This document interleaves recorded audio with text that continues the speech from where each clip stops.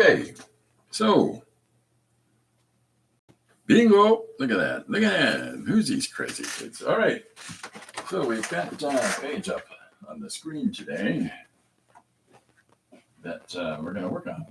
Well, this is one of the ones that we finished. We're going to work on a new page today. Is what I'm trying to say. Words are hard, so I hope everybody's having a good day. It's been an interesting week, that's for sure. But interesting week is good. Interesting week keeps things lively. So, with that in mind, some of the things that I've been doing on a consistent basis now for the last 3 years, hiya Linda, hiya Tim, is doing one-page stories, writing and illustrating comic books on a one-page by a page rate, and that's where a lot of the sketches from my sketchbook come from.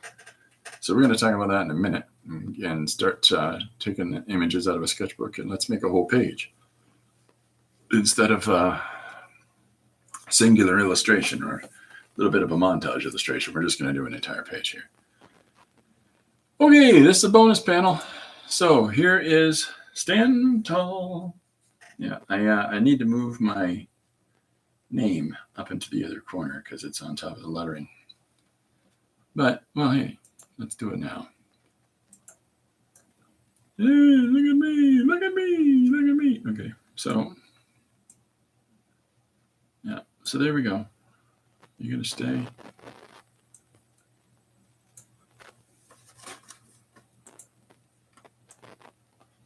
Here we go.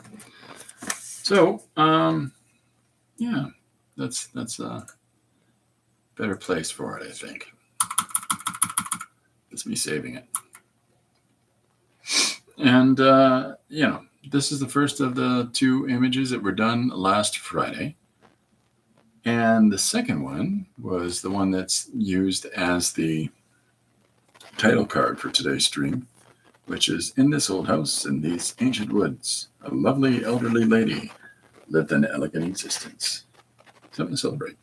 So that's that page. But then I've also done these.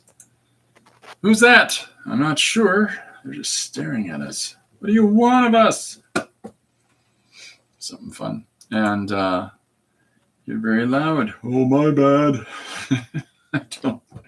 So the whole point of little stories like that is that, and then of course looking up at the night sky is so calming. And then person with their head on fire runs by. So the whole point of little images like these, singular panel, singular quick bite stories, is that the narrative, the larger narrative that encapsulates the story itself, is something for you to define as the reader. So who is this person in front of the giant head? Where are they? What's going on? Why is it yelling at them? And is it a whole giant? What's the deal? So, and then, instances like this, like, why is it a kind of a weird alien skull thing in a spacesuit? So there's not an awful lot of answers given in situations like that, where you've just got some fun spot imagery, but what you don't have is the full narrative. And because it's interesting when you're putting together something, to give the reader the opportunity to take things from their own perspective, yes, but if you lay everything out in such a way as there's nothing for them to question, there's nothing for them to put contextually into place, they're going to be less invested. So, and then of course that's where this carries over. Here's this lady. Now that helps us to understand that this is her house in these woods, in this elegant existence that she lived. So, but the reader gets to put those elements together, right? Whereas this, stand tall, and now is that a direction for the reader, or is that the tree? Trees stand tall. No answers, right? That's the whole point. So that's sort of what my direction or my approach to doing these little single postcard images is along those lines. Now then, time for something completely different. So here's just a random page opened in the sketchbook, and with a bunch of the different elements from different things drawn on it. This is something that I was doodling this morning. Hey, Chris, how you doing? New schedule. All right. Hey, you got through all the grading. Congratulations, Chris. So this is where I took the lion part, changed it a little bit, and the Cyclops part. And, so here's a little story I'm going to do about the Cyclops who dropped this lion, this giant lion monster. So I just started doodling it on an orange piece of card. So, yeah, fun in the sun. So, by the end of this week, I'll do another slideshow. You're now 2 hours ahead from me. We do not change the daylight savings time in Mexico, so it's 10 a.m. here. Oh my goodness. Yeah, Canada, we like to keep it confusing, huh? Sorry about that. On behalf of this country. Yeah, I can't do anything on behalf of this country. It's run by maniacs. All right, so I've got a bunch of different kinds of paper here. And I think what we'll do is I'm going to structure out a one-page story quickly on paper, and then we'll go from there. Now, I've got a whole bunch of different working surfaces that we can utilize here. I also thought of collaging stuff in here as well, but we'll see.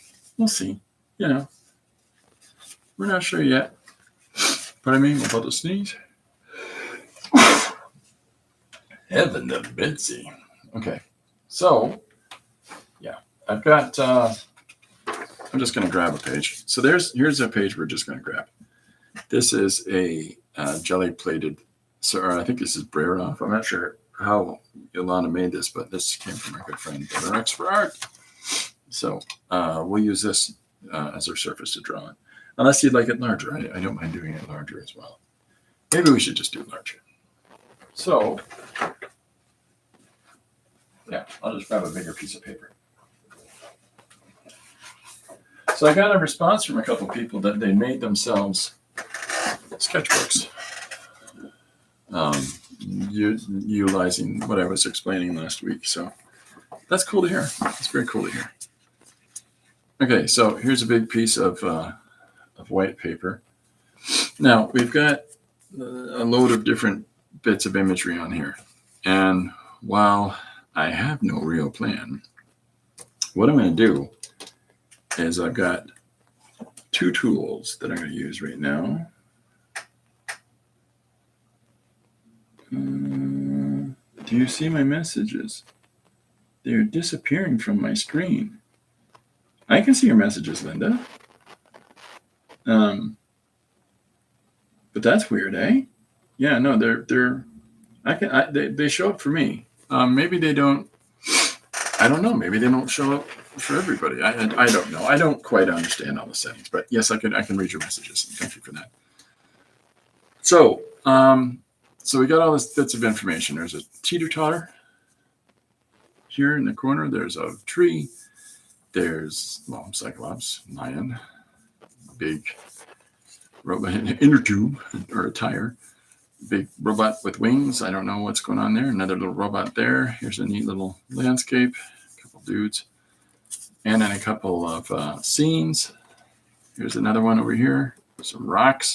That's drawing rocks. Anyways, so let's start figuring something out. So I'm going to start by drawing in this, and we'll set our story down in the southern bayou of the Americas, So what I'm going to do is that I've got a primary pencil, and so I'm just going to start putting in a bunch of marks and laying in our composition quick and dirty. And we're going to go through and do the whole composition this way and have elements over top of things and so on and so forth. And then we'll make some decisions as we go from there about where things are going to turn out, where we're going to have our narrative lead us.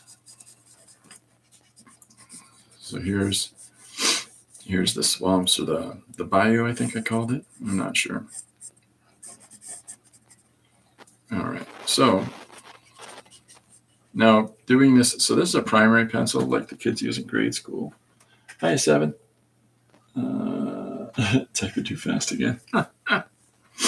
So this is a fun tool for just putting some marks down.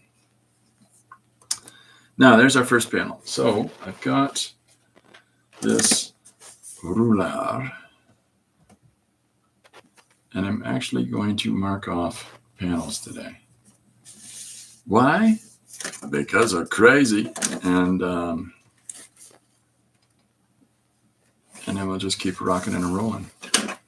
And then we'll come back. We're going to come back and expand things a little more in a second. Hey, how you doing, the Artful Dabbler? Am I missing people? I'm sorry if I am. I apologize, everybody. Oh, it's Tori. Hi, Tori. Okay, so there's our first panel. Is this scene from the sketchbook, okay? And then we've got some more little iterations of that drawn through here, so we'll deal with that. So there's our first panel, and we can try to do, well, let's do this. Let's jump in on a tighter shot of the trees, and we'll use this one. I don't know if you can see this. Behind this panel is a large tree. Actually, this is more reminiscent of that, so we better use that tree. So what we'll do is we'll put into our page overall one of these crazy trees in here. Hopefully I'm not bouncing this camera too much. It's been a little silly of a day for bouncy camera. So, and then in the sky up above, I think I said hi, 7 too. Hi, everybody. So in the sky up above, we're going to put, let's see, how about this crazy business up here, this shape. I'm bringing it in the camera. There we go. So we'll do some kind of circle, and the reason that I'm going to have a little solar blast off of that. So there's our second panel, and then we're going to tighten up just a little bit in a second. So I have no idea of a story here. I'm just kind of going with the flow. So bear with me. Now, out of the spaceship, the circular shape in the background, right? Next thing we're going to have is, so this is just off the cuff and not off the page. But what I'm going to draw here is our big robot guy start to come out of his spaceship. So, and then I believe, yeah, he's got wings. So we're going to put the wings on him. No, this is no, it's a fun scribble where I stuck wings on a robot dude. Okay, so this guy is now coming down from the spaceship, and we'll incorporate, just to contextualize it, we're going to incorporate this tree element. So smaller, focusing in closer, and then moving up to the tree tops here. So now we know that he's coming closer to us, which lets us then do this image here, this larger image, and bring that into play. So, yeah, let me just do that now. So I'm going to draw a little rough working of our guy. I don't understand why I have got the sniffles and the sneezes all of a sudden. All of a sudden here, folks. What is going on? So I apologize if I'm sniffling here. So here's our guy as we laid out in our sketchbook, and I'm just putting him in really loose. And then we'll get this, the large wing, onto our page as well. Not overly worried about every single detail, but we're going to get this in. We're going to make, oh, I didn't put the panel in the last time. So let's do that there. And we'll do this here.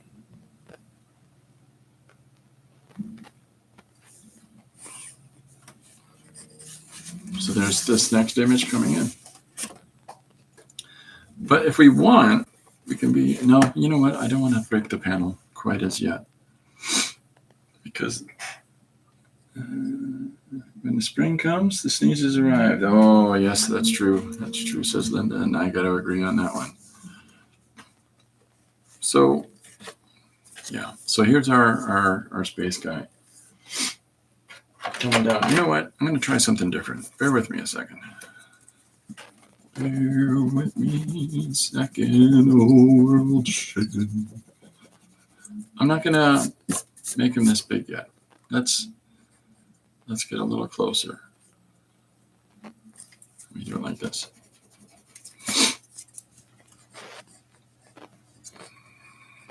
So here's our guy. Here's his chin. And then now we're taking these shapes that are laid out for us on this page here and having him come down to us in the foreground here.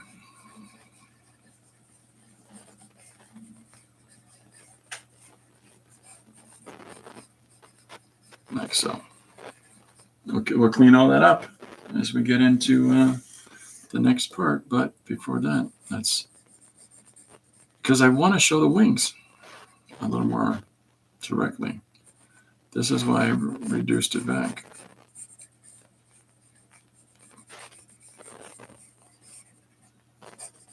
And then wing on this side as well. So here's our character coming down, and yeah, we'll play with that in just a second. So let's move down to the next part of our page as we've got this laid in fairly quick. And we'll do a closer up image of our guy. And I'm just going to get that out of the road for a second because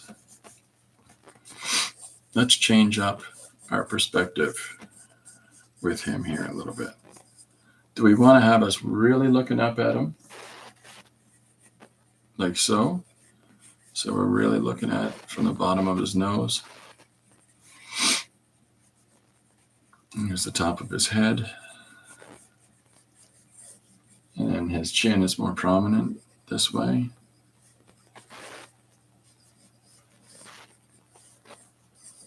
So there's his bit at the bottom of his chin.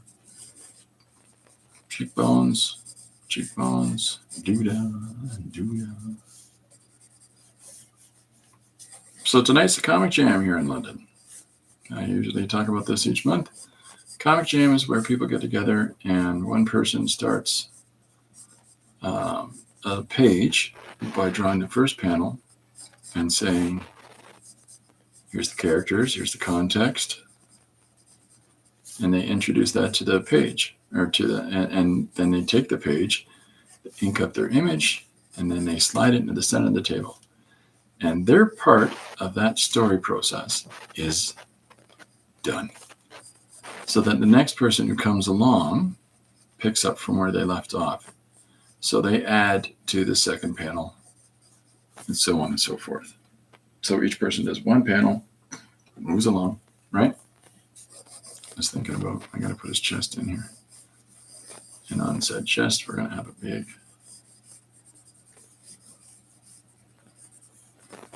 big, whatever this is. Big hole in his chest, right? Big hole part. So there's that, and two little smaller hole parts, which we can have emitting smoke or something if we like. It's up to us. So here's his chest area coming in to play now. And we're going to make his, I think it might be interesting to have him pointing to his chest. Right? Right. So there's his arm here. So yeah, so if anybody's in the London area, feel free to come to the jam, but expect to draw. We've had a fair number of people come by. Oh, I just write. Well, it's a drawing jam. You're coming to draw. It's challenging, right, to draw if you don't feel comfortable in doing it, but makes me wonder why you would go to a drawing jam. But I want to encourage everybody to draw. So if I'm able to help those people out, I'm going to do so. So there's our arm coming into place now. Scribble in, all fast and loose. Do I have to keep to the same style? No. Well, here's a prime example, okay? So here's two different things going on simultaneously, okay? So this is more of a portrait thing, more reserved, a little more artsy, fine artsy, whereas this is a little more contemporary graphic, right? And then we get into the next panel where, we start to get a little more artsy-fartsy image here, but here I've left out a whole section of this illustration while you got more traditional graphic in the background. The foreground is just white, so the reader can fill in themselves as the character in the story. Contemporary graphic, abstract landscape. Same thing again, right? And so these things I'm doing simultaneously. Now, there's a stylistic approach to how I tell stories and make marks that is going to show some measure of consistency through my work. Both of these have pen in them. Both of these have acrylic marker in them. Both of these have regular old markers in there, white paint kicking around. And, but same person doing two very different sort of approaches to story. Two different formats. One's horizontal, one's portrait. Or one's landscape, one's portrait, one's horizontal, one's vertical. I'd love to see recordings of those jams. I'm too far away from London. Well, yeah, I'm so sorry. We haven't videotaped the jam because we get people of all ages, and the permission situation for that would be very challenging to do. But maybe we should at some point. Okay, so now I'm drawing the feathers, wings, and there's the other wing. Okay, so this is us looking up at crazy robot thing who's saying, "Get to know me." I don't know what he's saying. We don't have an idea as yet. So in our last panel, what else have we got on this page? So one of the things I could do is, have this little guy pop out of his chest. I mean, that's something. We could introduce, this guy, I'm talking about popping out of his chest, or we could have this guy giving a response in the last panel. That might be fun.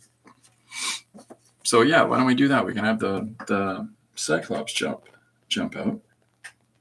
And Tori says, "I love the idea of this. It's a great exercise." Oh, thanks, Tori.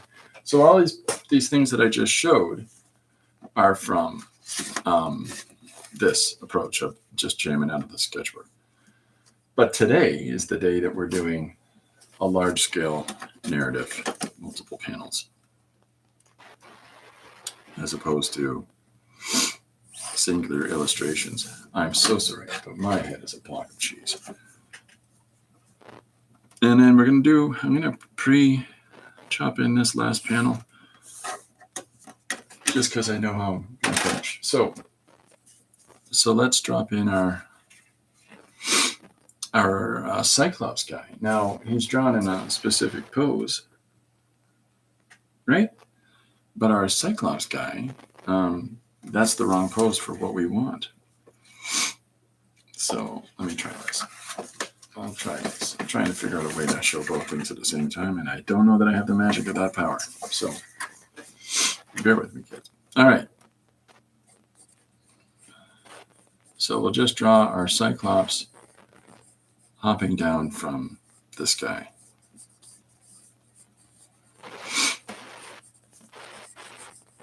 Maybe we'll have him climbing out of the circle that's in the chest. Maybe that's the answer, is to have him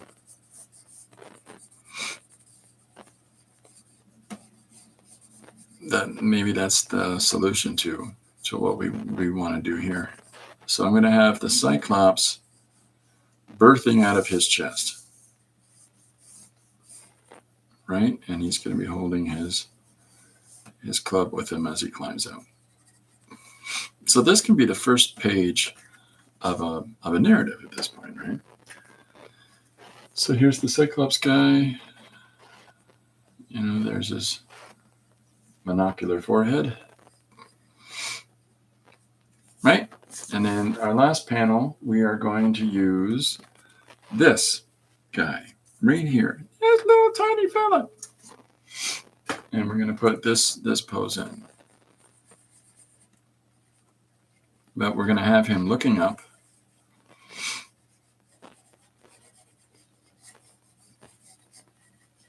And saying, shh, I'm not even impressed. That's not impressive. So what is a Cyclops? We got lots of those here. Came all the way from space just to show us something we already know about. Shh, nice guy. So there's our expressive physical form. I did let me see if I can find it easy without making myself a crazy person. I did a job drawing yesterday. And expressive language in the form, or expressive language in a person's body is important. This is the whole pick up your mat and come and follow me. Is the concept of the thing, and yet the officials come by and say he can't pick up his mat. It's a Sunday. You're not allowed to do things like that. So here's this guy. Here's who's standing here saying, "Guy, relax, would you?" And here's some of his pals supporting the mat guy, who's looking a little disheveled. And meanwhile, these guys are taken back. And so those physical expressions of language tell us as much about the character as whatever the dialogue is that we assign to said character. So if you've got somebody with their hands on their hips and they're looking at the scenario that you've just outlined, it doesn't matter how crazy it is. And their response is this kind of a body language, it's dismissive. It's, yeah, whatever, not even bothered, right? So let's go in and make something of this, shall we? What shall we? So I'm just going to I'm going to start with a combination of random pencils and markers. How's that sound? That sounds great. Okay, so, and then we're going to add some things as we go through. So we've got our whole page laid out. We know our start. Here's the Florida Everglades. Here is something in the sky appearing above it. Here is some strange visitor climbing out. This is where we can have the dialogue start of, "Hey, everybody, how's it going?" Whatever he says. "I brought you something. Check it out. This is cool." And out comes a Cyclops. And this guy goes, "Psh, Cyclops. We know it's Cyclops there. That's not impressive. Go back. Go back wherever you're from." Or whatever they're saying. So I'm not going to erase our drawing. Okay, I'm just gonna get crack-a-lackin'. And with that, okay, just check and make sure. That's my lady. So I'm not gonna erase the rough layout. We're just gonna leave it because we're not worried about that. So I'm just gonna start putting in some values, some marks, to try to pick up on what we have already identified and the work that we've already done in the sketchbook. Let me see if I can keep this on screen while I do this. Just so you go, where's that coming from, weirdo? All right, there we go. So this panel here is going to spill out of this. So I'm just coming in with this light green. So this is a draw and erase pencil. You know, in case I make a mistake, and then I'm probably not going to use the eraser off anyways. Just because, hey, mistakes are fun. Mistakes are, you know, that's a way of telling us, hey, you meant to do that. Not the same way. Okay, so there's our first panel. Our second image comes out of this.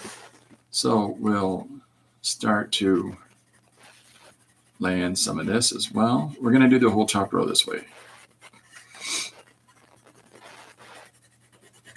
I'm being really loose. We'll tighten up our marks in a minute, and we're going to put these leaves in. Okay, I have no design whatsoever in my head for the sky. So maybe we'll come back to that in a minute. So I've got some, I just had it. Okay, there it is.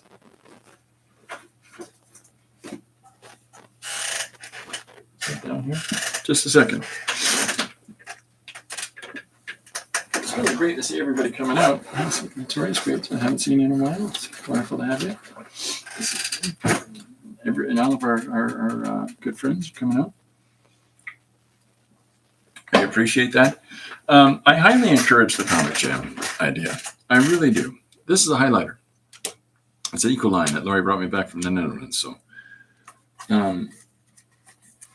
So I'm just going to come in here and start to add a little bit of body to these colors. And I'm doing it loose, dirty, and we'll come through and start adding some more elements in here. But I just want to build this up a tiny bit more before we move on to what's next. Now there's a light yellow down here in this foreground that we can see, so we'll throw some of that down here. Not worried about bleeding over the edge. We're moving too fast for that. Okay, so what do we got next? How dark are you? Oh, not that dark. Okay, so now we're going to start adding a little more to this. So we're going to take some of these details that we have in here, and we're going to start expanding out on them into our finished page that we're working on. This is a sloppy and fast way of working, but you can spend time refining things as you go. But the way that I'm working today is really just with expediency in mind. But you can continue to do refinement, you can continue to add elements, you can continue to use different marks in order to expand upon the immediate expression. But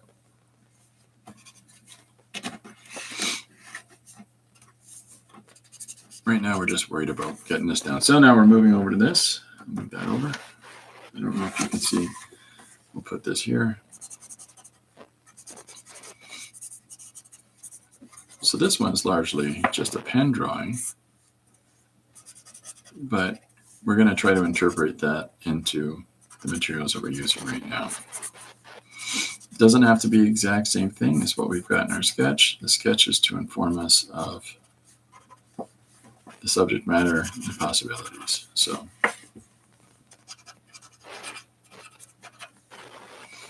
I can put a little bit of a skiddly-doo over there. There we go.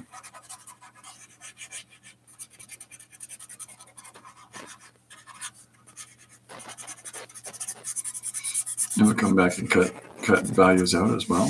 So here we are to the top of these trees. We'll go into putting our strange visitor in a moment. Oh, look at this. I got both sides of the pen open at once. Nice job, Chris. Okay. So now I've got a darker green. So I'm going from light to dark here. Now this one I'm using more sparingly. Now in the original drawing, I've gone right to a black marker here, whereas in this case, I thought I would go to a darker value of green.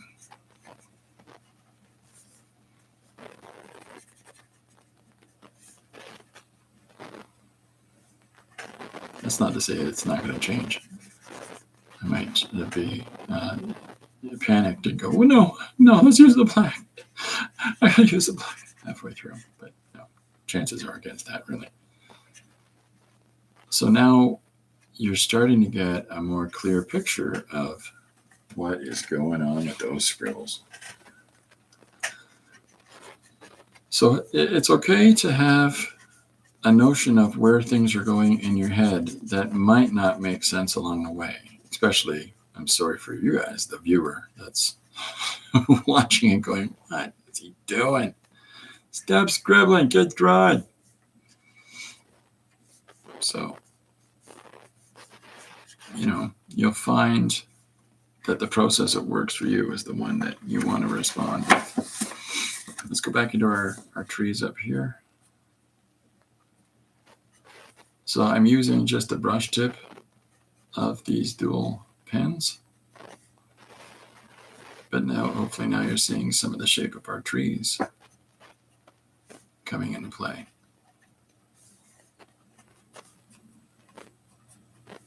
Still haven't drawn in our spaceship there in the sky. We'll get to it. We'll do it. We'll do it as a team. Go team, go. Go team, go team, go.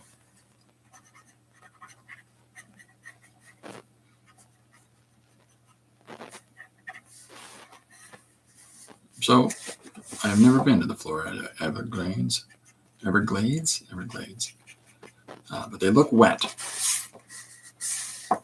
That's my takeaway. You're very welcome.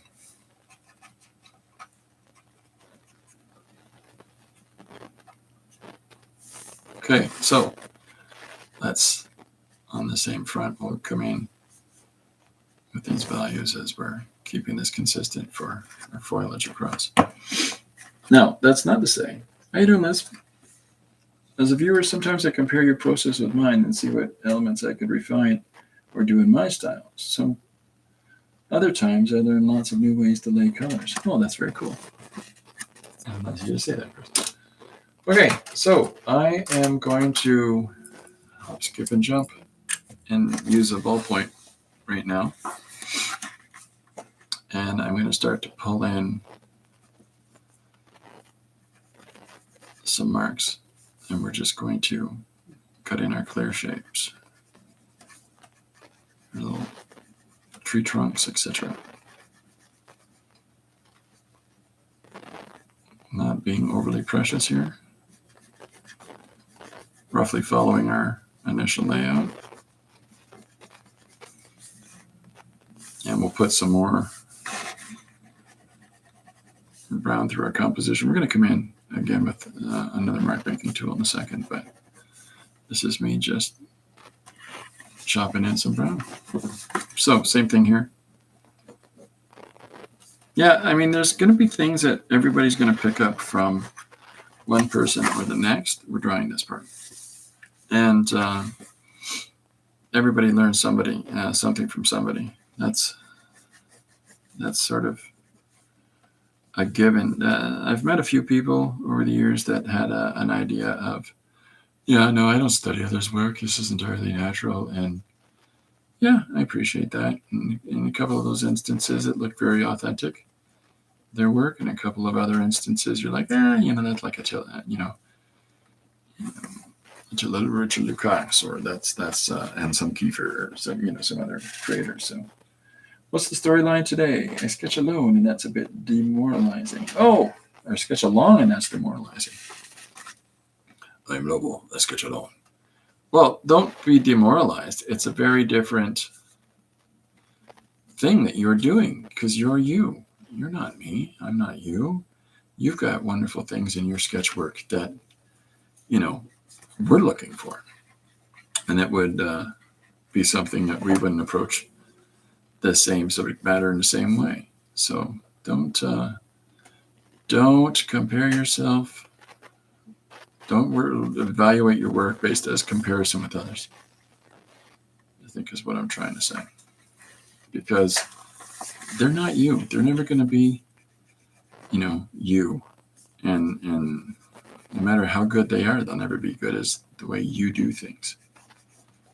Because you're the only person that can express things that way. All right, so we got a good bit of line work coming in. Now, I'm going to do something that might seem a little contrary at first. Everyone has a unique style, says Linda. Thank you, Linda. So, we're doing this again, but what I'm going to do right now is Are you going to work? Hold on. We have a solution to this. So what I'm going to do right now is that I'm coming in with this light blue, and I'm putting it in areas just to shake it up a little bit. And I'm going to do something with this in just a second. This might not make sense to some folks, but this is one of the things that I like doing.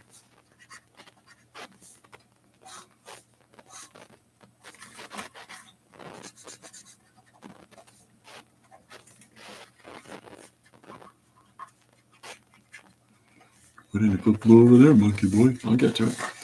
All right, we're going to do the same thing in here.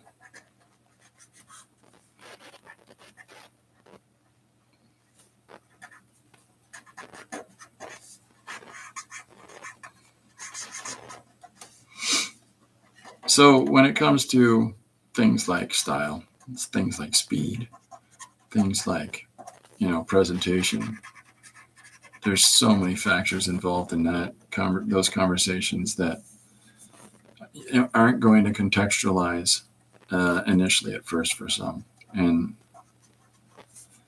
because we tend to think about ourselves and relationally with others like, they can do this thing, why can't I do this thing? And that's not fair to you. That's not fair to yourself. So I've got that blue put in there now. You're fast and the images are awesome. My phone keeps wanting to write Christmas. You can call me Christmas.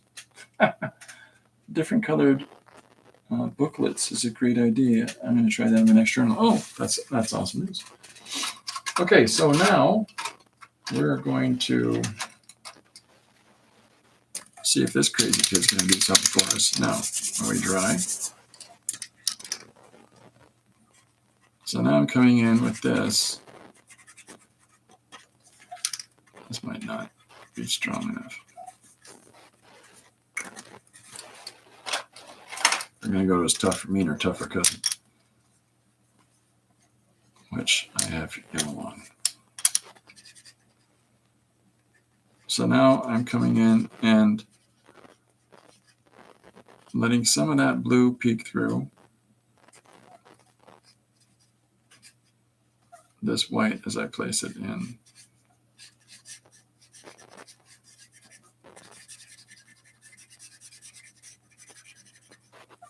we're starting to put in our sky. It's a little bit backwards to do the sky around the surface, but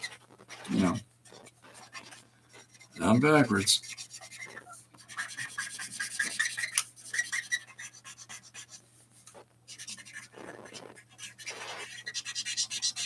Then we'll come back in and we'll refine this in a few minutes.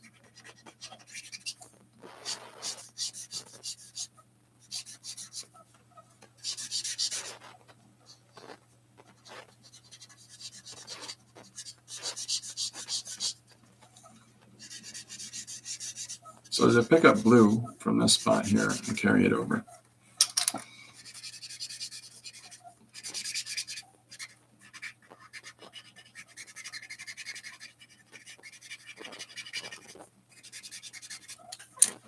so now we've cleaned up a little bit of the old pencil that was there, but at the same time we've managed to add a little interesting complexity with the blue. We're going to come in and we're going to push that blue back a little bit more again, another coat of white.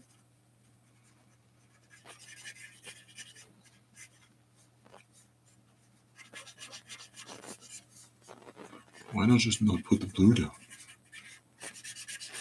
You did. I gotta come back. Who called us a come back? So with the oil base and the white paint marker that I'm using, you can see some fun separation starting to happen in here. So there's this little spotting that's going on, and I like it. Okay, so there's that first panel coming together. Anyone have tattoos on here? Or even better, a scar? Pushing the value back to make it look like trees in the distance. My nephew has several. Interesting questions. I have a tattoo that starts in my mid-arm and goes all the way over my shoulder. That's of as many cliches I could think to put in one tattoo, and my kids' names. Thought about getting the other arm done with more cliches, but they're all dark ones. This one's the way it sits when I wear a short sleeve dress shirt or a t-shirt. Aces aces poke out from under my sleeves. Because that's where I keep them. I keep them up there.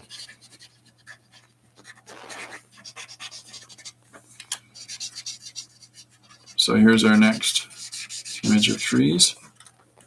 And here's our final bit of business before we start shaking things up just a little bit more. By drawing in the spaceship and the space guy.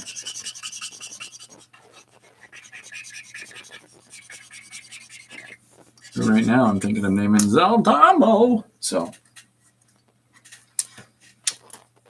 okay, so here's our first three panels coming together now, and we've still got, let me try one more thing. I'm going to, now you know what, I'm going to hold off. So I'm going to do the spaceship in the sky, the big old donut, based on this scribble now, okay? So now we're going to put that in the sky, and I'm just going to do it by, putting some round blue lines. And I'm going to do the same thing here.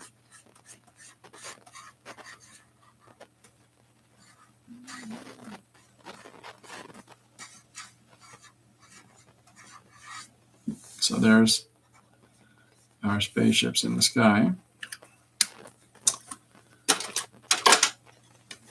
I'm going to play around with this a little bit more. Add some more of this blue through here.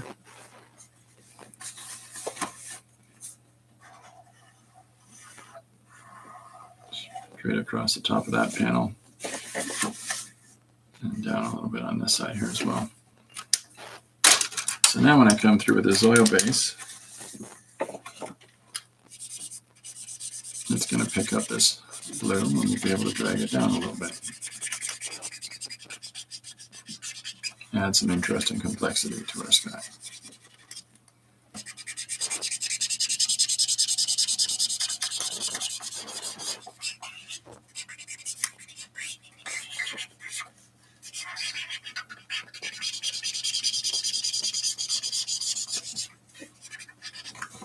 So just between you and me and the wall, yeah, clouds. So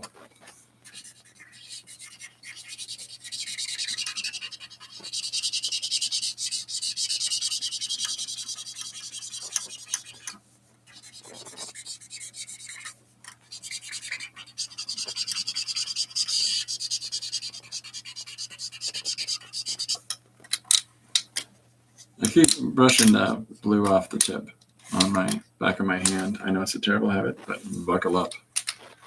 That's just the first of many. This is working with the oil base because it does something to destabilize the acrylic. But I think that if I come at it in a slightly different way, we can have it keep on. Good.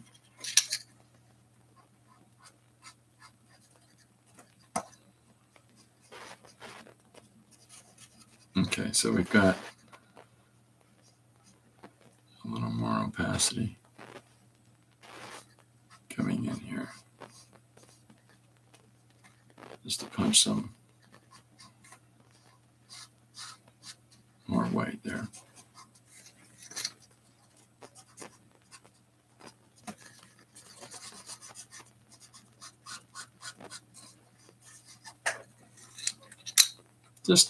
I just like the textures. I like.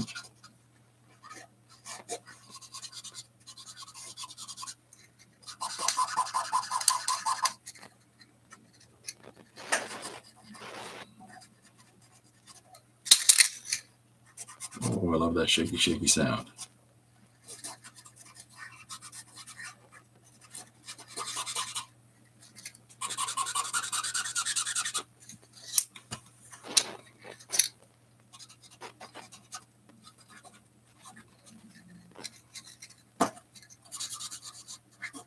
Just got to lighten this up a little bit here too.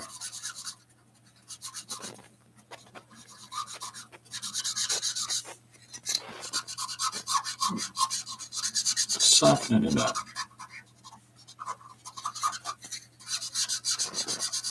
So this is what I'm talking about when one person makes marks. The next person, even if you're trying the same process, doesn't mean you're going to have the same thing. But see these little bits of business in here? I love them. I love them. Laz is off again, so I asked for a new pencil sharpener. Ooh, such a good guy. I should have requested it when I asked for the pencils. Oh, yeah, that's usually the case. You get back with the pencils and go, oh, hey, kitchen knife. Yeah. Out in the back porch, whittling some pencils with a knife. Okay, so we've got our guy here in the sky now. So I'm going to take this gray and I'm just going to place our character in this way. And the reason that I'm using this light gray value is so that it's not too strong a mark that we're putting down, too strong a value. But there's our gray guy coming in from the sky. And we'll start the opening on our spaceship this way as well.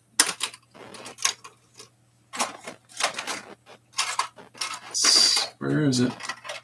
There we go. So I'm going to come in now with this jelly roll pen and just throw some more white lines through here, just to monkey around with what in the world is that in the sky in the first place.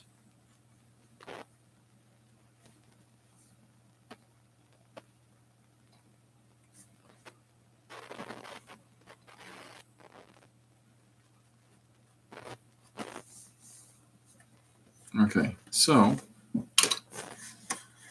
and then now is when we're going to come in with a darker value. The darkest one. Has anyone seen a UFO? I have not. I have not seen a UFO.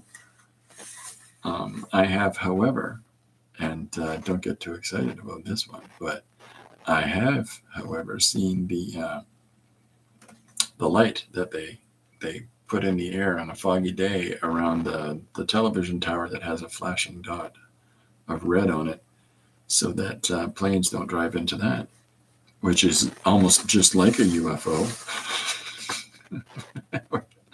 unless you know what it is. Yeah, you're not big at all the way up there.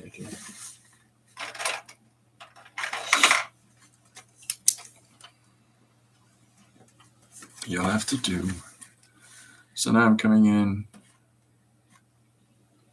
with this pen and enhancing some of these marks in here. Oh, Chris has seen a UFO. Nice. It's not that I don't believe in UFOs. There's all kinds of things that we have no idea what they are.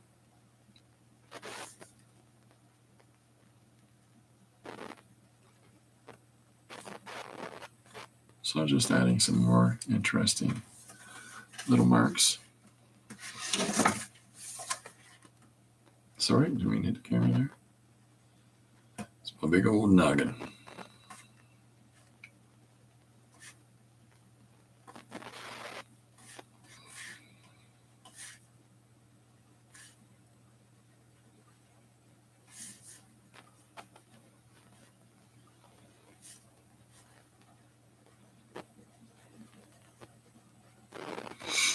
So, this is representative of these kinds of trees in the forest.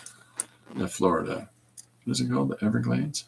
I don't know if I'm saying that right. And if I'm not, get the net. But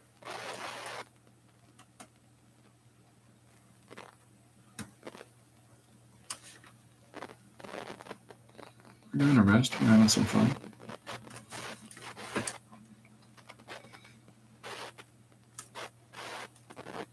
So putting the darker marks over top should make less focus on, the different blues and things in there.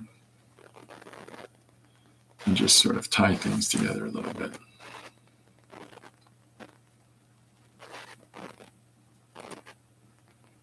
Looks like I'm drawing hair from Alfalfa, Little Rascals. Not seen, but was harassed for weeks by same squanches on a very remote property. Oh no. Long, long time ago, a strange red light shining on top of the mountain while I was staying at a cabin. First I thought it was an airplane, but then it didn't move for 5 minutes. Disappear without any noise. Oh my gosh. I'm painting as we speak. Oh, excellent. That's cool. Very cool. That's super cool, Tori.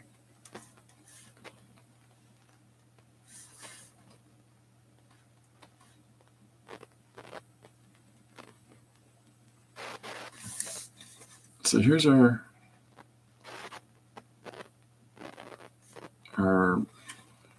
Everglades now.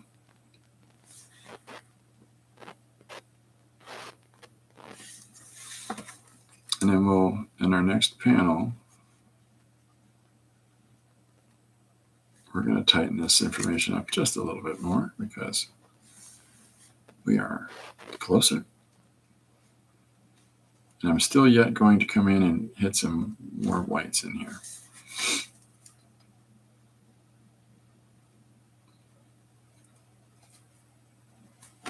What time are we at? Oh, we're doing good.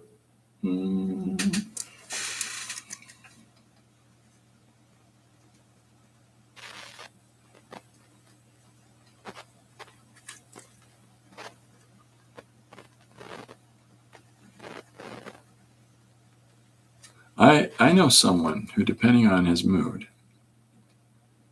he's got a very Jekyll Hyde kind of aesthetic about him. Like on days where he's in a good place and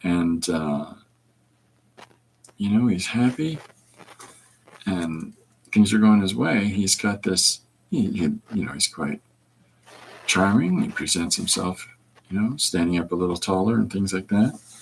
And then when things aren't going his way and he's having a hard time, he's sort of slumps over as in his stance, and like it just has this sour puss about him. It's kind of makes him like a little bit of a Jekyll Hyde type personality, but you can easily read how the day's going and whether or not you should run up and give him a big kiss on the yapper. Note to self, that's just generally out for me. I'm thinking the best of moods. He wants me to run up, giving him a smooch on the yapper.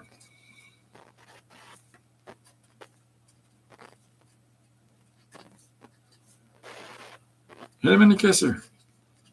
Mwah.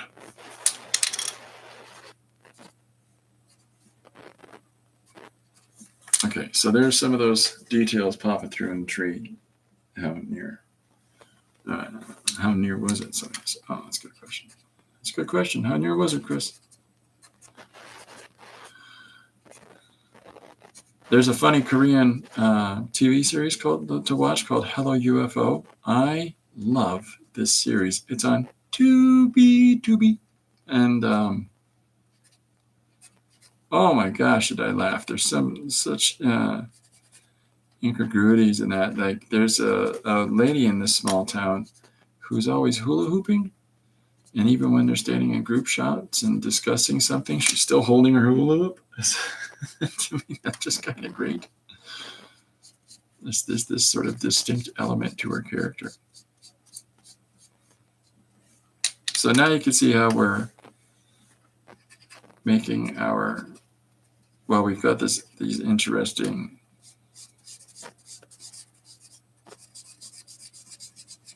shapes and interesting little patina in the background. We're starting to flatten out that blue a little bit and draw it into the background.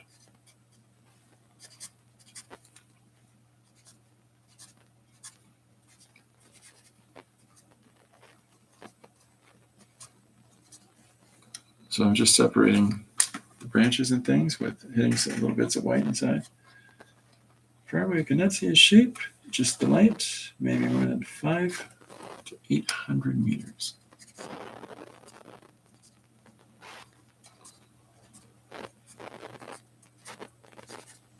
What is that? 1,500 to 2,200 feet.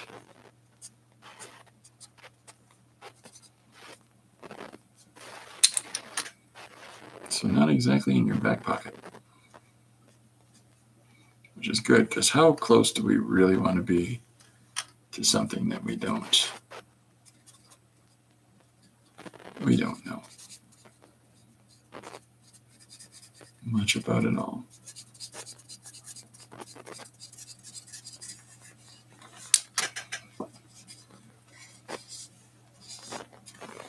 So there's our next image coming together, the next panel. So feeling good on these panels. And then we've got our guy in the sky. We'll come back to him in a moment. So this is just setting up the next part of our narrative. We've got to make some choices, and I'm going to leave those open to everybody here. What color is our alien? Our strange visitor, as I've been calling him. What color? I've drawn it in gray, but that's to wash out whatever the color is that I'm going to put in.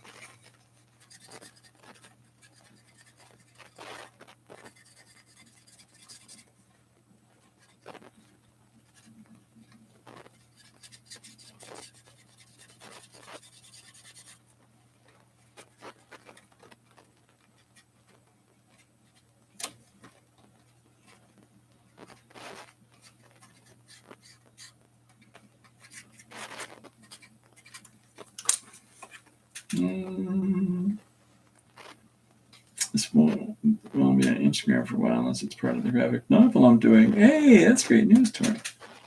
I'll have to check those out.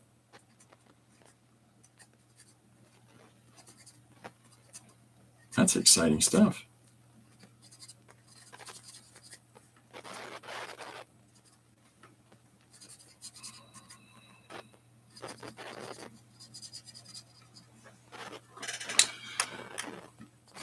So we're trying to unify that background as we can, tying together these various different elements. Throw a little blue here.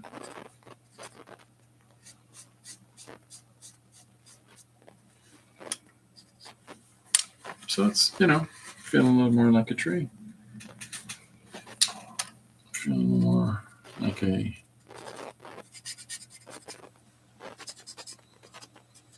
wetland forest. What is this?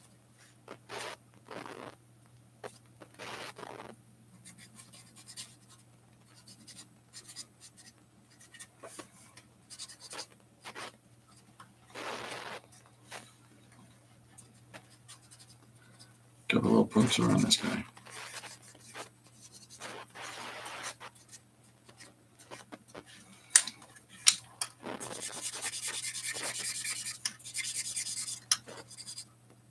Okay, so, and then we already did this one. So now let's work on our guy. Has anybody decided a color of our strange visitor? Any suggestions, folks? Please feel free to put them in the comments.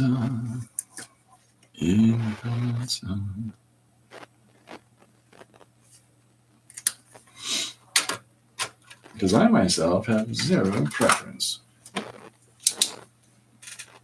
My family has 3 parcels of land. One is about 100 acres right on the USA border, totally isolated. Mud hole, dirt road, and wobbly wire fence to get there. Oh, nice.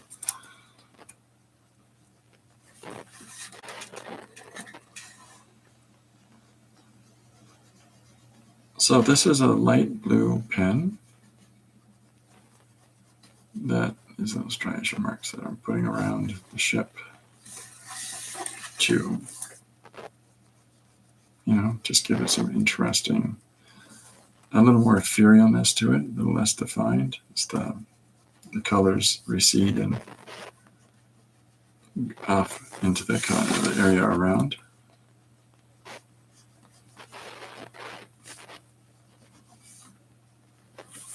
Of course, we have to continue that motif. Even if our angel guy's in front, we got to make sure that those elements move around as well. So,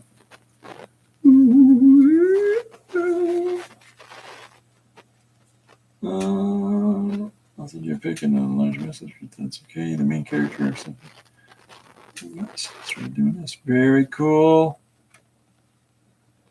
Size of a thumbnail. Oh, wow. So we're doing the same thing, but we can be a little more. And I'm going to put that blue.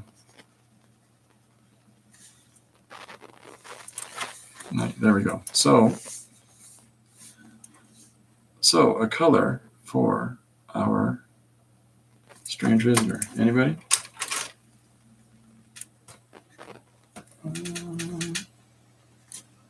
Alpha field with brush running through it.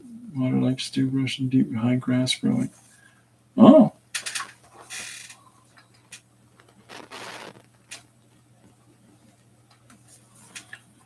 Okay, well, so what I'm going to do is I haven't heard anything yet. So what I'm going to do is throw some yellow into our guy. Like so. And let's use this as our basic focus on the tone for our space guy. So let's do the wings in here first.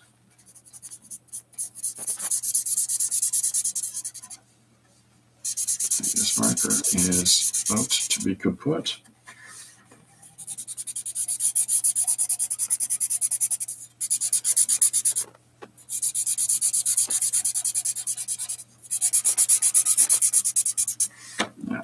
That's it's gone west. Here, we got another yellow. Much more opaque. That's all right.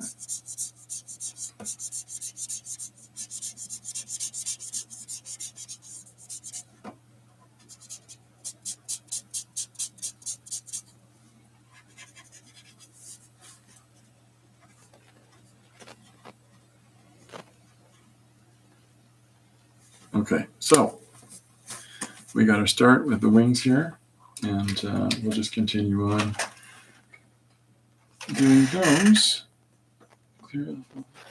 So I convinced Lazarus I should go there with a camper for him. I just chill out. Oh, that's cool.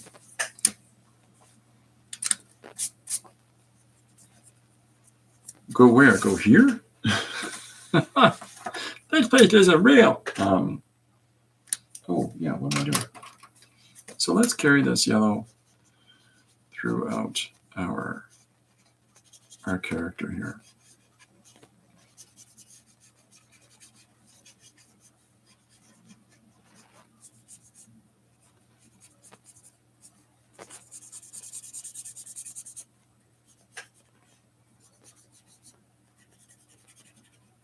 Just because I put it through the body there. Maybe we should carry it across in here as well.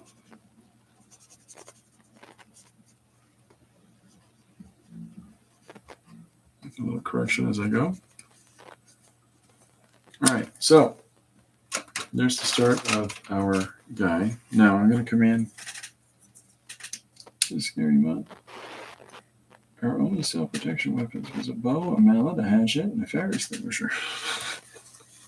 Jeez. Okay. So I'm going to start putting in some of these little details as we have in our character here. I'm going to start making some decisions about these shadow areas or areas that are not as in the direct sun, just to start to give a little bit of form and volume to our guy.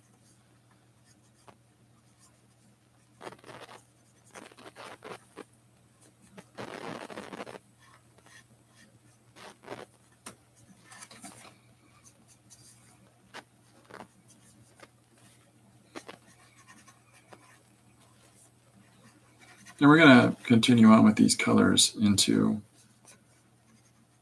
the next panel sections as well. But what I'm doing here right now is deciding really what colors are where on our character here. So,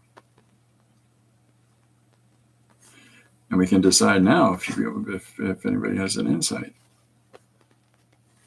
I'm thinking of giving him a light purple face. Such fun it is. Good question. Boom, boom, boom, boom, boom, boom.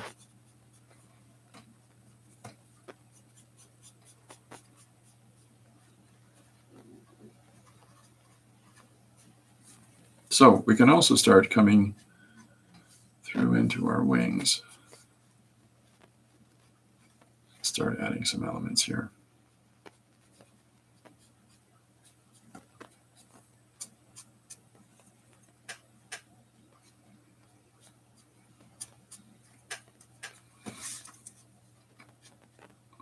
So he's weird colors, this kid, but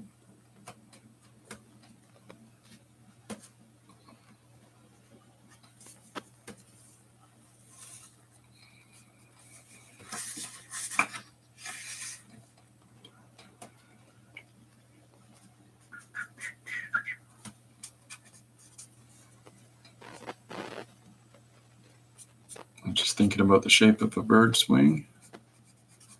It's a specific kind of bird in particular. What's its name? I couldn't tell you to save my skin. But different birds have very different wing shapes.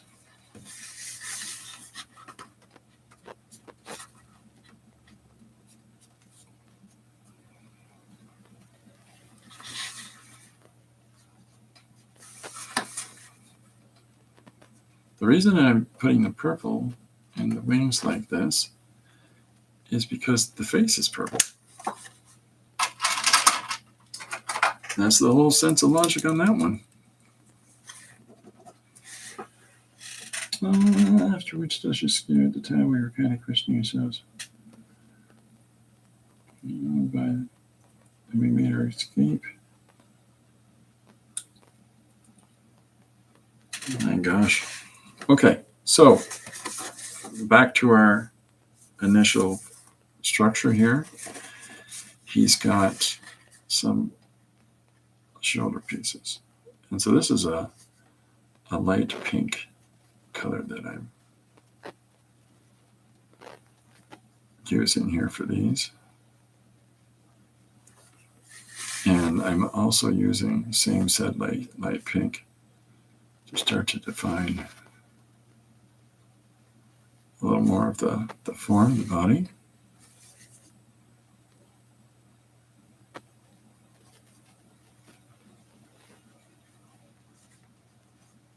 As we bring our character closer and closer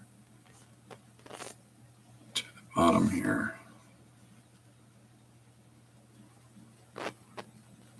But this lets us define things without coming in this really hard, opaque, dark value that has just made all the decisions for us, because how where can we go from this?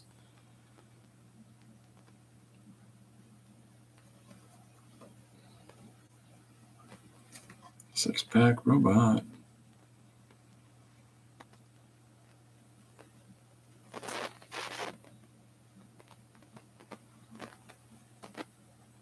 So there's our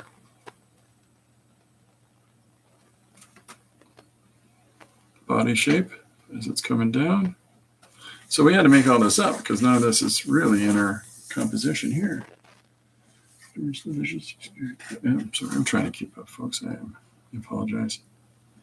I think I'm missing out on a good story. I'm going to have to go back and check out.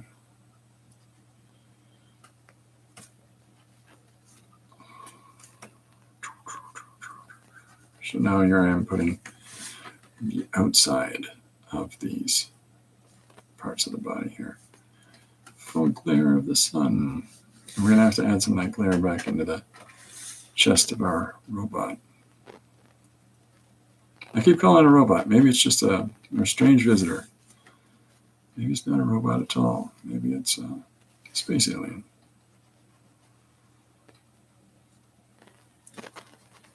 That's the thing. Even if I gave it a name, somebody else is going to look at it and go, I see it as this. So I don't get too worked up about that. Okay.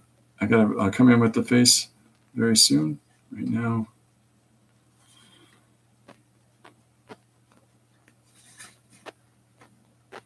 we're going to give a little more shape and form to our wings.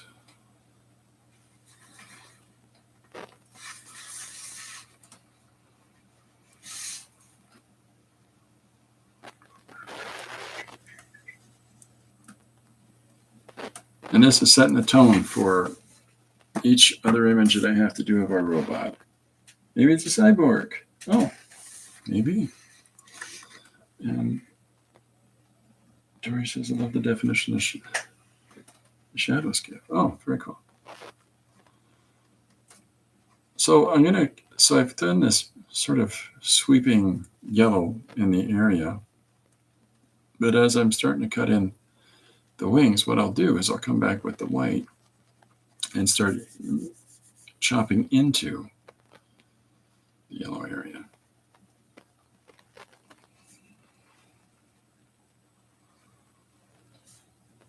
So now our wings are starting to get a little more form.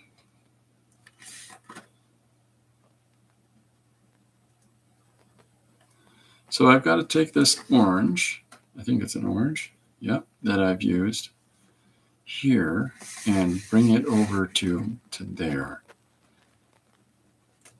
And I'm going to take a gray and start applying it into this body here as well. Like we used over there.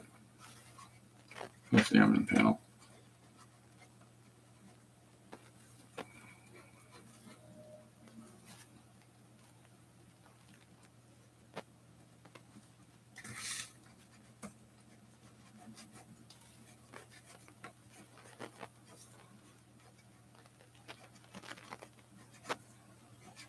I haven't decided yet whether or not we're going to go how far off the page yet. I haven't figured it out quite yet. All right, so coming in here.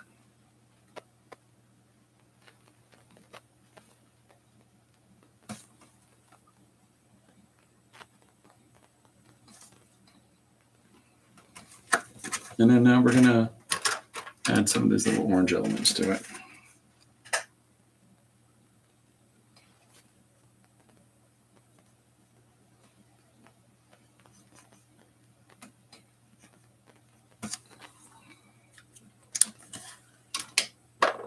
Where? Oh, where? Now, the gray.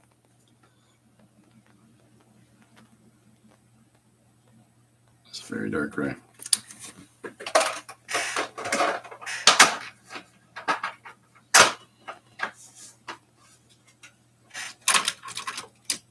We have the technologies to do better. So this is a light gray that I'm coming in with here now to add a little more shape within our shadows.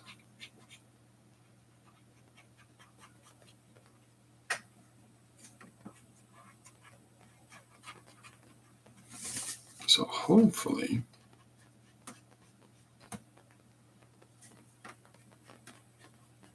this is going to start to make a little more clarity about the shape of our character here.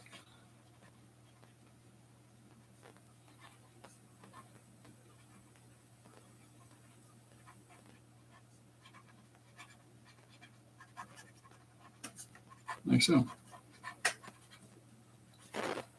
Pretty loose and dirty, but you know, you get the idea.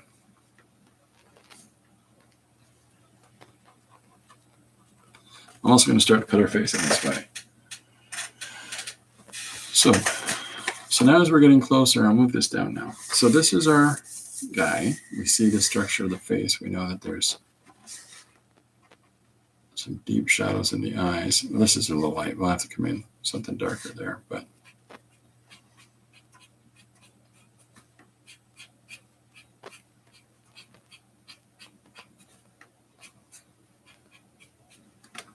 oops, I banged my head again. Sorry about that.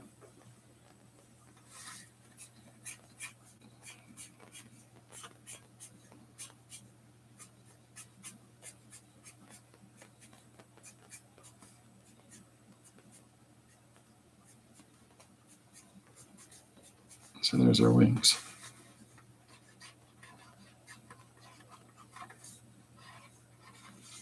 Boom, boom, boom, boom, boom. I got a song stuck in my head. Very excited. I'm watching Young Sherlock Holmes on Prime. And the theme song for that show is by a band that I enjoy called Kasabian. So that's all happy.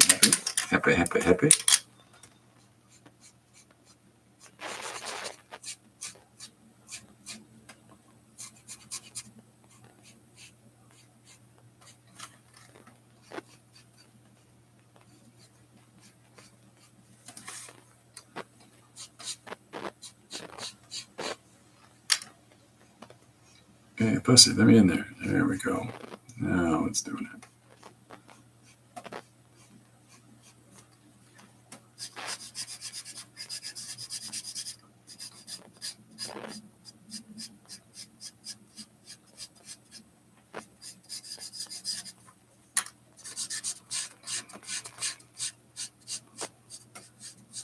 There we are. So here's our guy.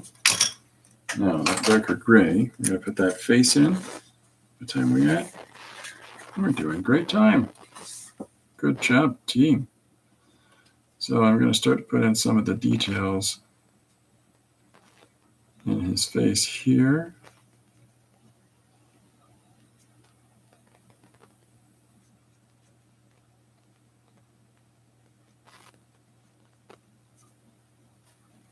And then we'll start adding in some of these little tighter details here. So still no black.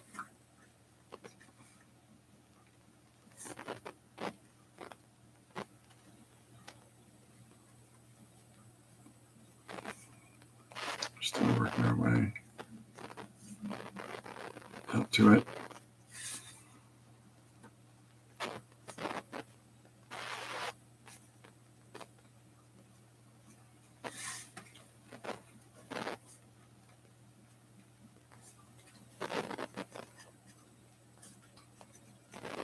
Sorry, I'm kind of quiet today.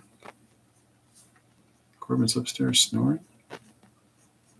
Lucy hasn't attacked me yet. It's kind of a quiet, nice quiet day, which is good. Saves the energy before the jam tonight.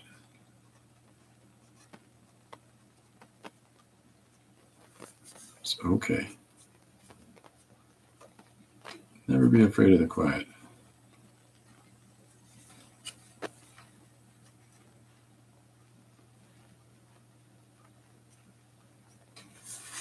And they're not from Roger Hudson. That's a super tramp joke there.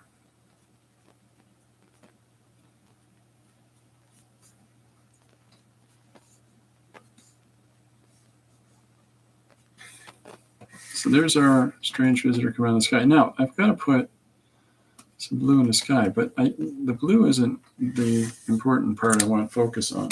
So this light blue pen that I used over here worked pretty well. Oh, Chris is off. See you tomorrow. Bye, everyone. What's your character's name? Oh, that's not for me to do. That's for you guys to name him. Because I'm going to call him John C. McHiggins.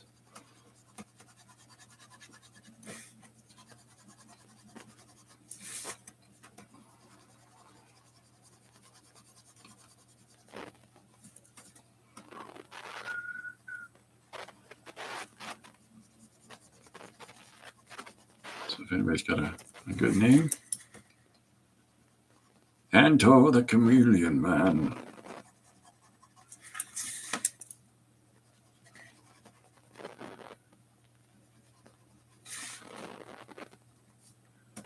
Mr. Buttons. I don't know.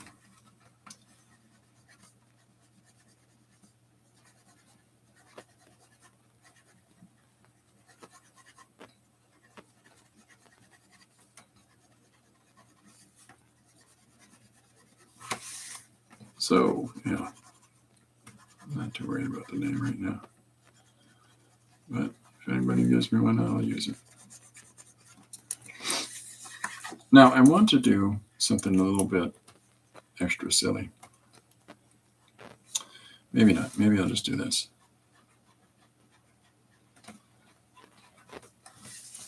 Yeah, give me a sec. Let me see.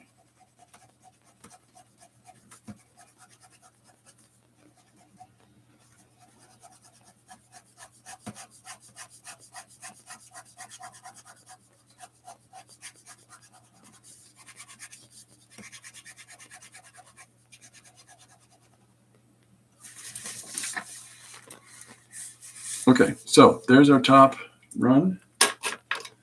And I'm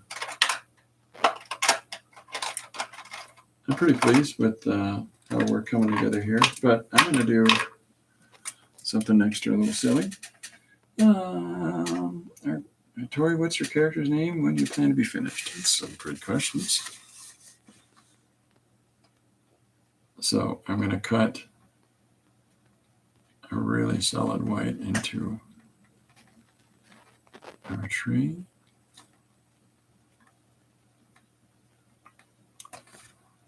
Just to make it pop out a little more. Be a little bit more tree-like.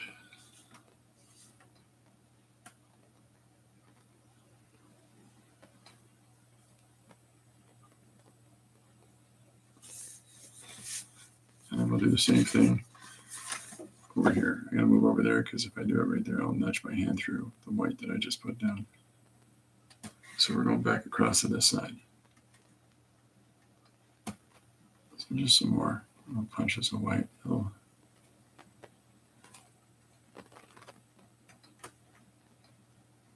Extra little marks, little separators.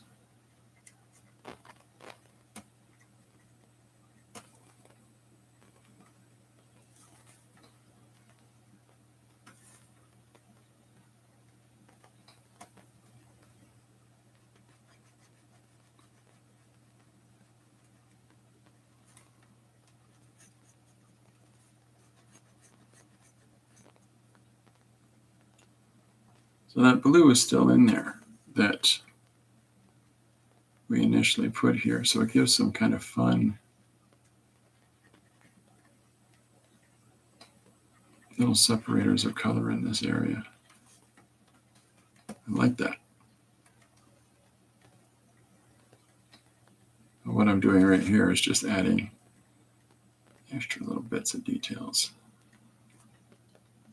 just so that it's not too splotchy there where the green is.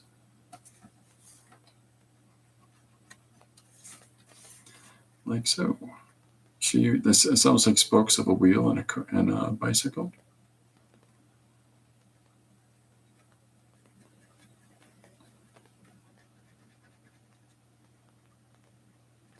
So there we go. There's that one. And then here's our last one. And I think that whole top row is done. How long does it take to publish a book, Christopher? Probably a year's project. I'm doing all myself. Main character called Arlen. Nice.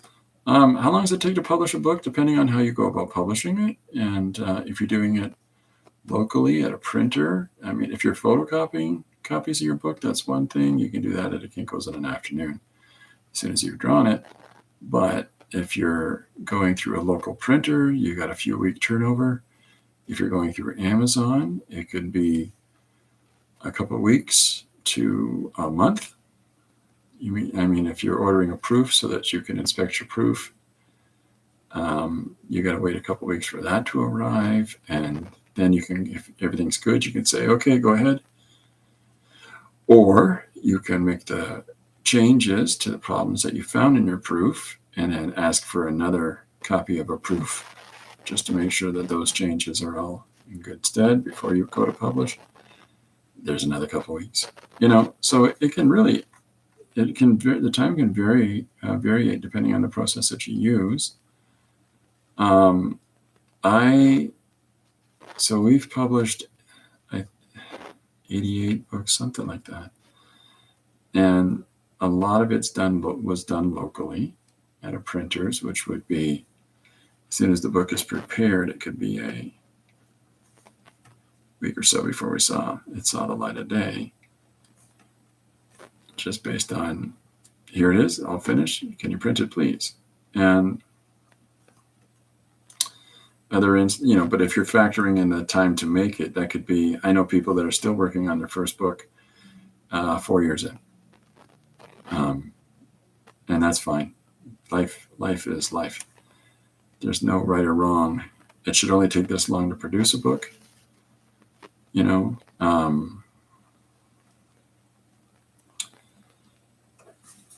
I've been taking forever on One Page Extravaganza 3 because we were ready to go.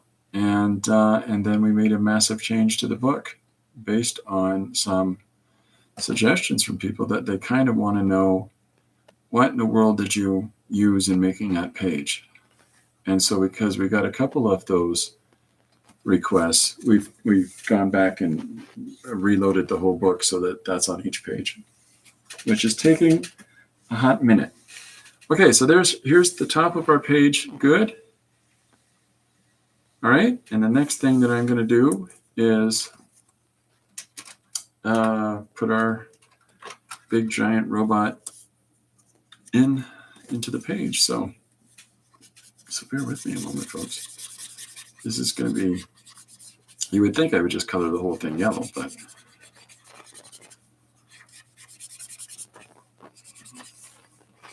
I'm thinking about really pushing values here on the color front. And we're using, so what we're doing right now really is drawing in shadows with this color. Oh, Corbin's coming to say hi. Hi, bud. I know, I just said hi.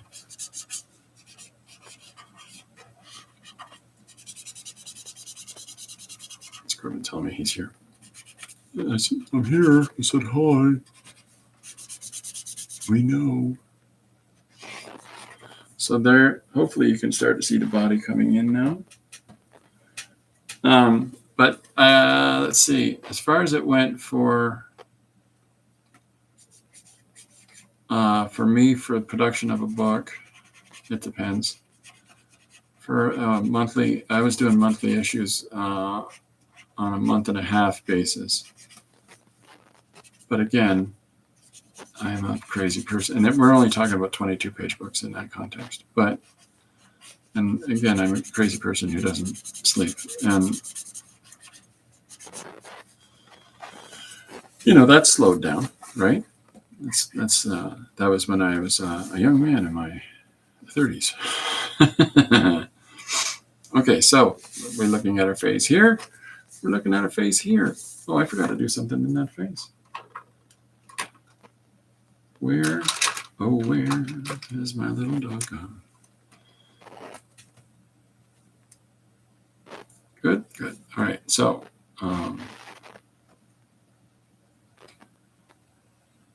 I'm putting in some highlights for the parts of his face that sit higher, so that implies shadow under the cheeks.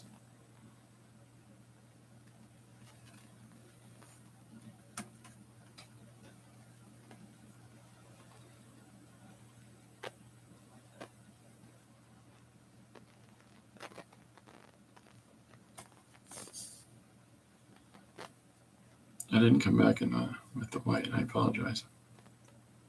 We're back. We're doing it. Excuse me, my sniffling.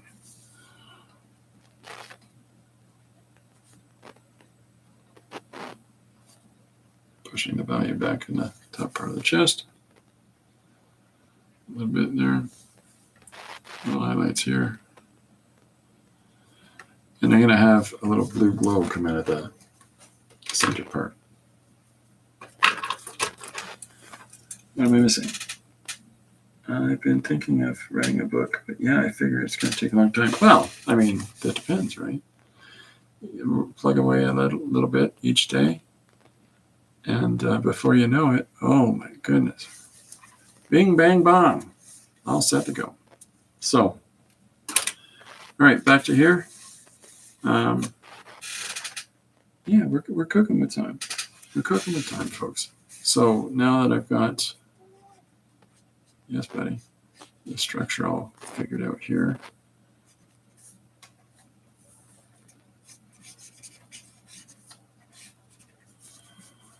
And there's the arm there, and I'm going to change the head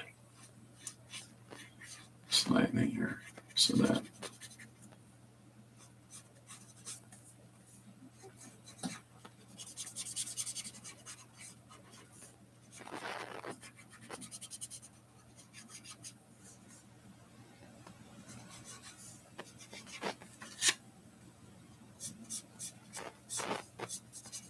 there we go.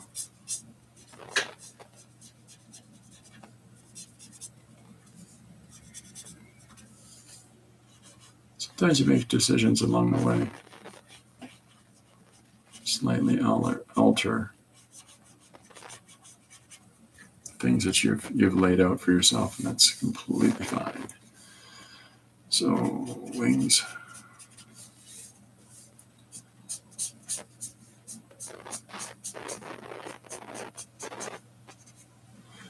And then we've got wings up here.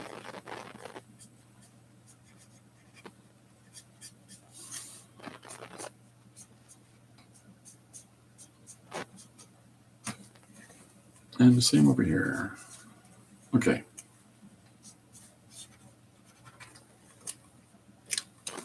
Happy day. Now, pink. Yeah, I think you should. I highly encourage you to write a book. It's a fun process. There's some self-discovery in doing so.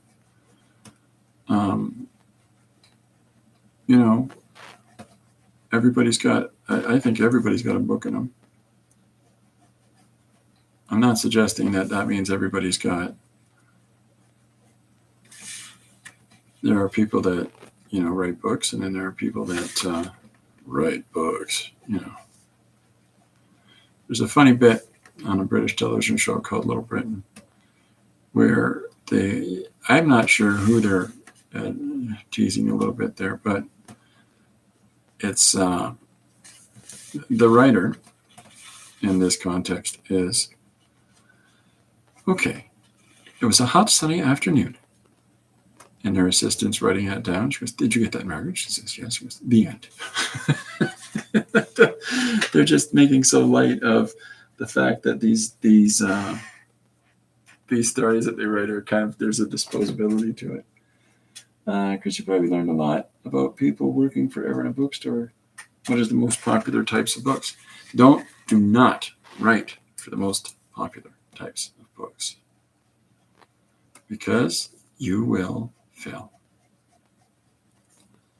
You write for the books, the type of books that you would like to write, maybe even that you enjoy to read, but don't ever write for what is trending or popular, because that doesn't work. You're going to frustrate yourself by trying to fit your voice into someone else's song.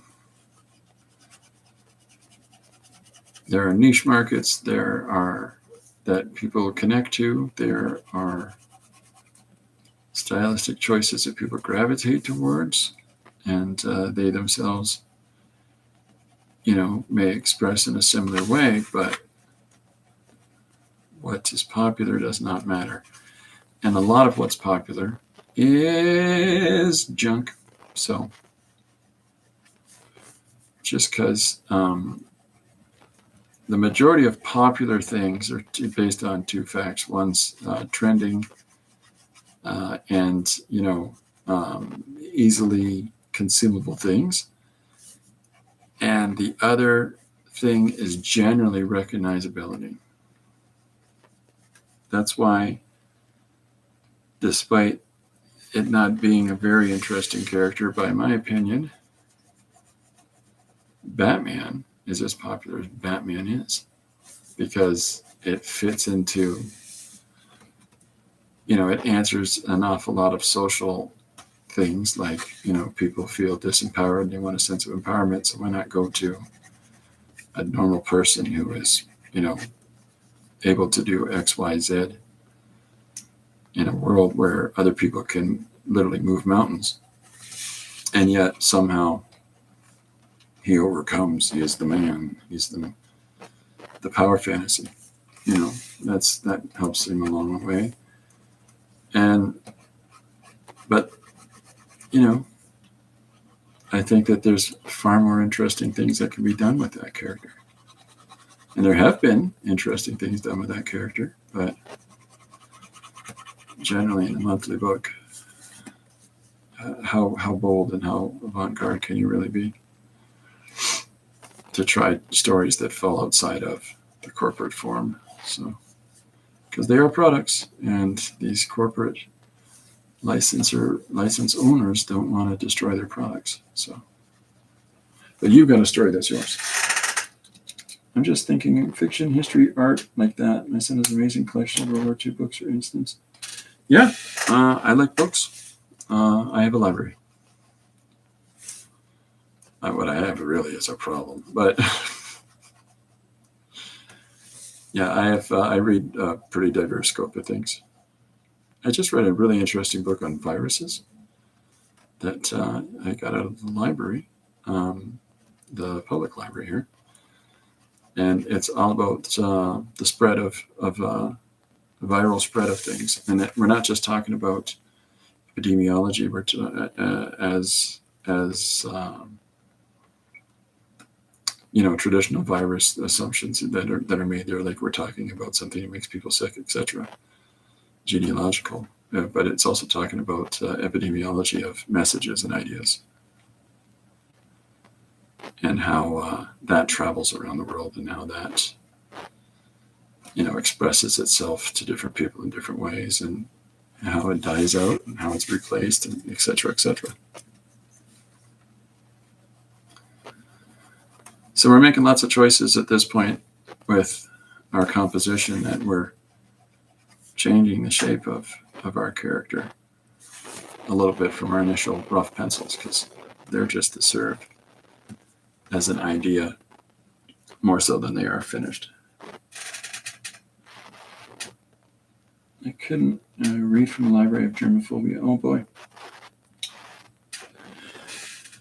Yeah, I read excessively.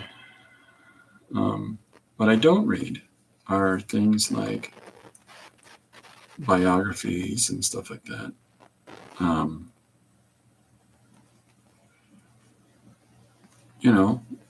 But I've learned about, in the last year I read about the free market application by Milt Freeman and his wife. They wrote an interesting book on free market capital, and I thought that was kind of a cool book. And I read another thing on quantum tunneling, and that was kind of neat. I'm a nerd. Breakdowns of film, laying out beats and story and stuff like that. I read a book on that. I like a diverse range of things. World War II stuff I used to read with my father-in-law. We used to share books together and read, right through his days there. So I'll keep a few of those books.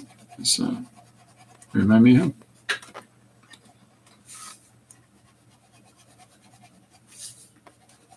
So hopefully you're seeing the character now that we did up here in a slightly different light.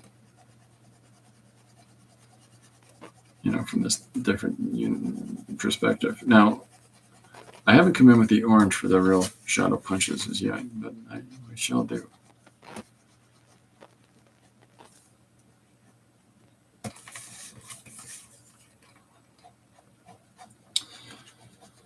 really interesting Tim Keller book. I read a lot. I like reading lots of things. I'm very media hungry, but it opens up the mind, right? It lets us think of different things, like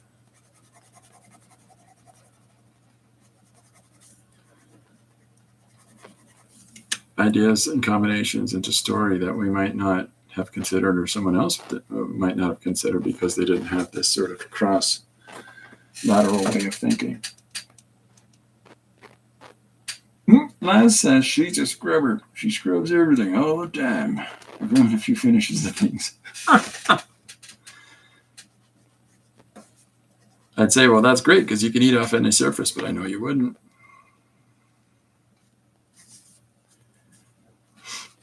Scrubbers do not eat off kitchen counters.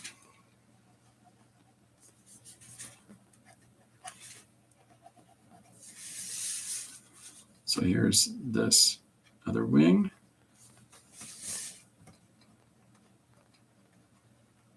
So I just wanted to do a solid page today for everybody because I've been doing, it's important that, there's all kinds of different types of story application using visual and textual elements in combination.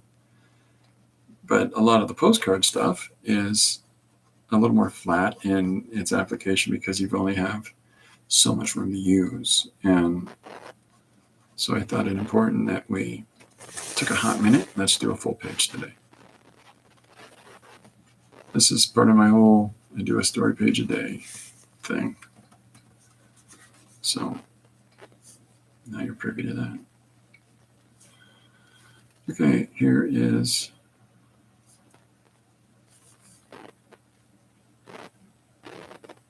our character coming through now. Now I'm just doing the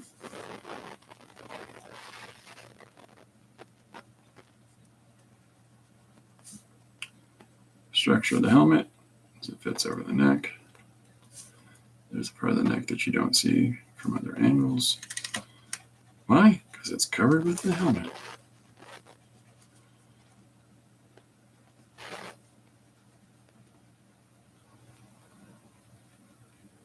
So while we might not completely finish drawing this page, during the stream, at least you get the major gist of it before I post it for tomorrow. On Patreon, I've got more postcards to post. And I've got more slideshows that people can see on Patreon before I post them on YouTube. I put a new slideshow up last night, and we've got more ready to go. We've got 15 slideshows prepared for people and an abundance of material that we can do for future ones, including all of these sorts of pages that we've been doing. Okay, so last little bit of skiddly diddly do we're going to put in here is some of these little more intense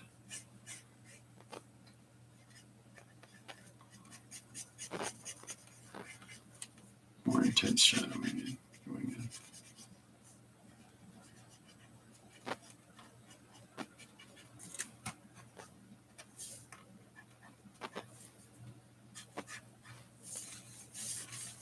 So this is the push shadows here that we've got coming in here now. So these are the deeper spots, and the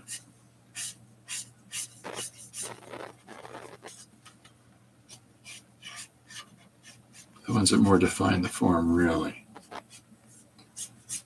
Don't be afraid of the dark.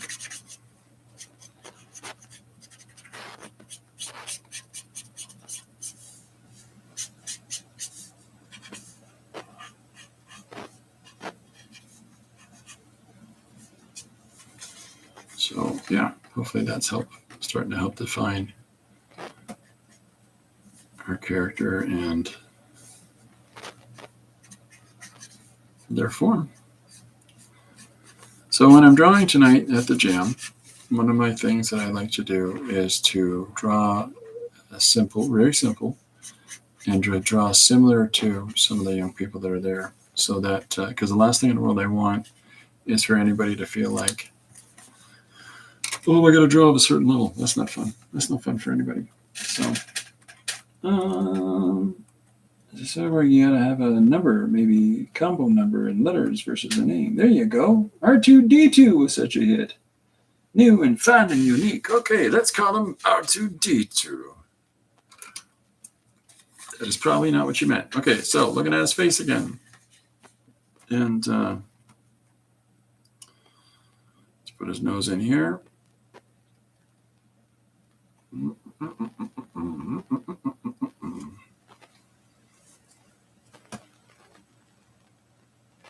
So I'm thinking about the shapes, the planes of the face, and I'm thinking about,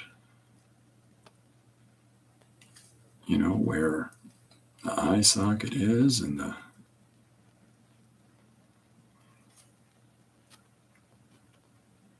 where the shadows are going to be is an important part of text, but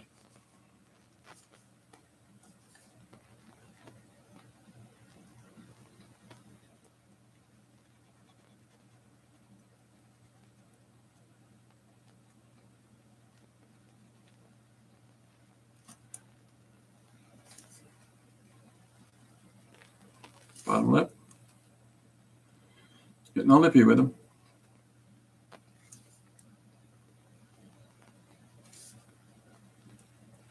Shadow under the eye. Shadow under the helmet.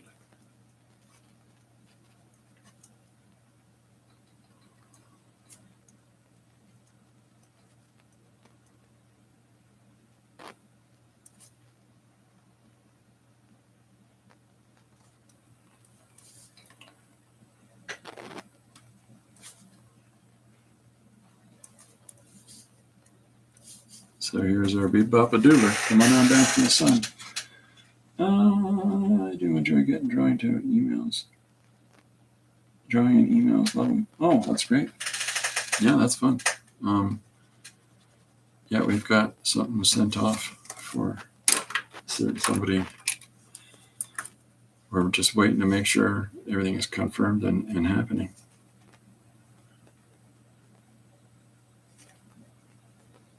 But we think it is. A glare on that top of the hat.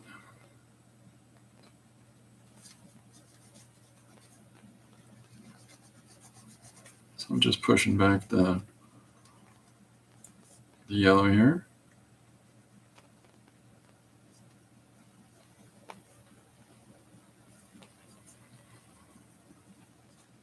In the chin piece, and then down here in the front. Having lots of fun. That's the whole point, you know, sometimes when you're drawing, make sure you're having fun.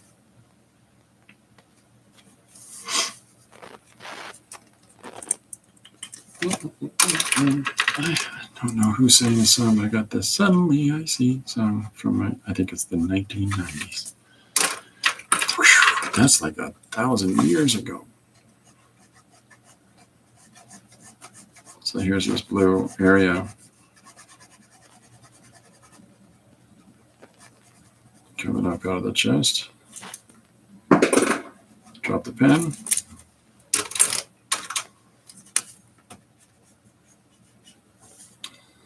Yeah. Okay. Well, we've made a big bit of progress here, folks. So here's where we're at. We took this element, this element, this element, this element. There's a character standing up here in this corner. We used them. And then we're going to put in next our cyclopean character popping out of the chest hole. And all of these things we've used to do this. So here's our forest, our Florida Everglade. Then coming into a tighter shot, what we see in the background, the little strange visitor ship. Then we see something coming out. And then we get a closer shot of what that might be. Personally, I think I need to punch shadows in there a little more. And then we see him up close, and he points at the spot in his chest, and outside take a look what I got. And then there's a cyclops that's going to be crawling out of that circular area in his chest. And the person on the ground says, yeah, so what? Who cares? We got cyclops here. There's our story. Yeah, so there we go. So there we go, folks. There's today's thing getting all thrown together really quick and nice and fast. And I will have this finished and posted for tomorrow, tidied up, little borders on things, you know. And yeah, I'll be back tomorrow at 12 noon, 12 p.m. EST, which is 2 hours out from if you were 11 a.m. when it was 12 p.m. for me, it'll be 10 a.m. for now because Canada switched our clocks by an hour. Okay. Thanks very much, everybody. I hope you're having a great day. And I look forward to seeing you tomorrow. Bye for now.